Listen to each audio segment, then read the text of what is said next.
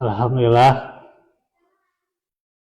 hamdan katsiran thayyiban mubarakan fi mubarakan alaih.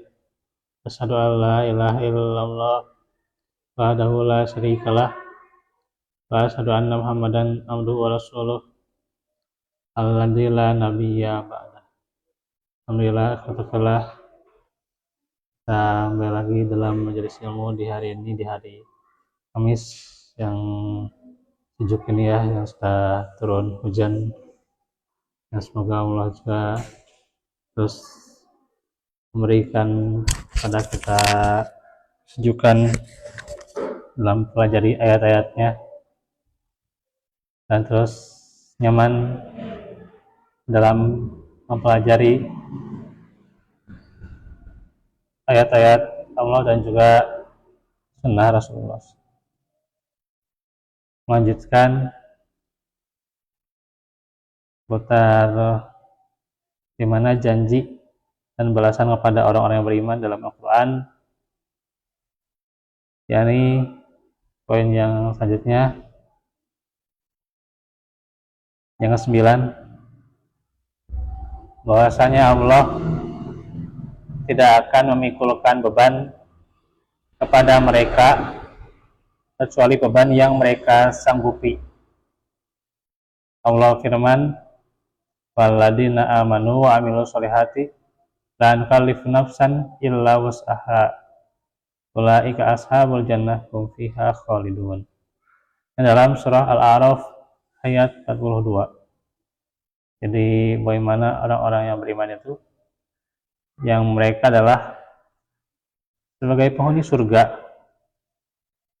Allah menjelaskan kepada mereka, maka dalam kehidupannya Allah tidak akan mungkin memberikan sesuatu ujian yang di luar kesanggupannya.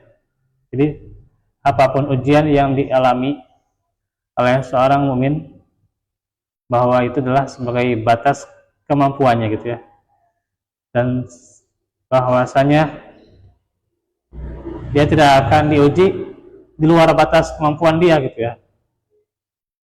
Nah itu berarti kalau kita diuji dalam suatu ujian ya, baik itu ujiannya berat atau ujiannya ringan, berarti kita mampu untuk memikulnya gitu ya. Kita mampu, dan karena kita mampu, nantinya kita akan dinaikkan derajatnya. Ya, ujian bisa kan sakit, atau ujian ekonomi, ujian di keluarga. Ya. Kalau melimpah ujian juga ya. Ya, setiap orang itu ya, itu ya. Iya.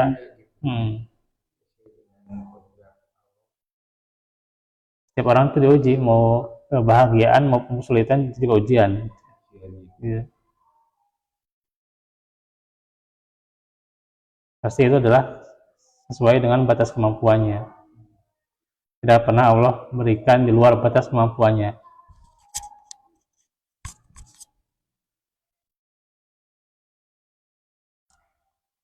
Nah inilah agar kita tangguh ya dalam berbagai ujian ya. Termasuk juga ujian yang mungkin secara pengalaman ya, secara pengalaman kita belum mengalaminya gitu ya.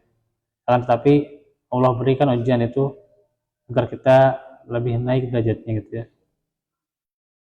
Dengan kesabaran tentunya juga ya, dengan kesabaran tapi tidak mengeluh juga gitu ya. Ya harus ikhlas. Iya. Ya untuk merontokkan dosa-dosa gitu. Iya. Ringan. Ya, termasuk juga. Nah, selanjutnya juga poin ke-10, bahwa Allah akan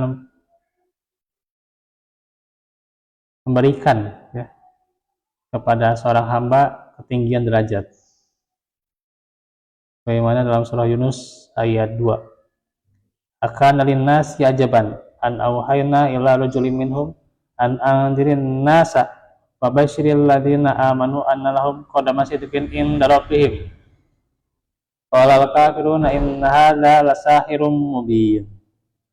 Patutkah menjadi keheranan bagi manusia bahwa kami mewahyukan kepada seorang laki-laki di antara mereka, berilah peringatan kepada manusia dan gembirakanlah orang-orang beriman bahwa mereka mempunyai kedudukan yang tinggi di sisi Rabb mereka.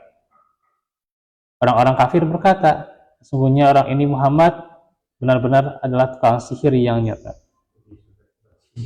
Ya. Itu apa sihirnya? Kameramen sihir, dalam macam sihir. Jadi Nabi Musa disangka sihirnya, lawannya tukang sihir. Jadi ini menjelaskan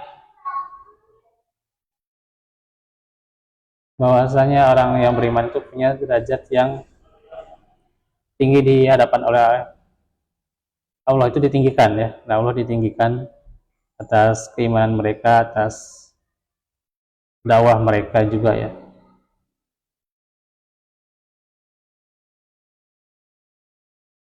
Walaupun mereka dituduh, dicibir bagaimanapun gitu ya.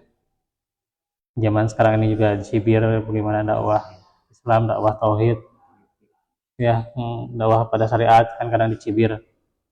Karena tapi Allah berikan derajat yang tinggi, ya.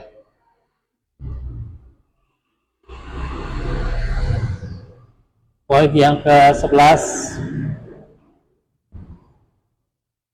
dikatakan bahwa ila thayyibi minal qaul, bahwa ila siratil hamid, ya. Al-Hajj ayat 24. Dan mereka diberi petunjuk kepada ucapan-ucapan yang baik dan ditunjuki pula kepada jalan Allah yang terpuji.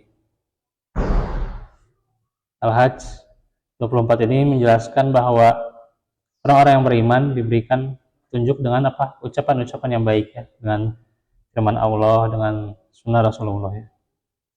Dan di jalan yang terpuji, itu jalan yang senantiasa Allah puji atas kebaikan-kebaikan mereka. Terus di At-Taubah ayat 99. At-Taubah saya agak lupa 99. Ya.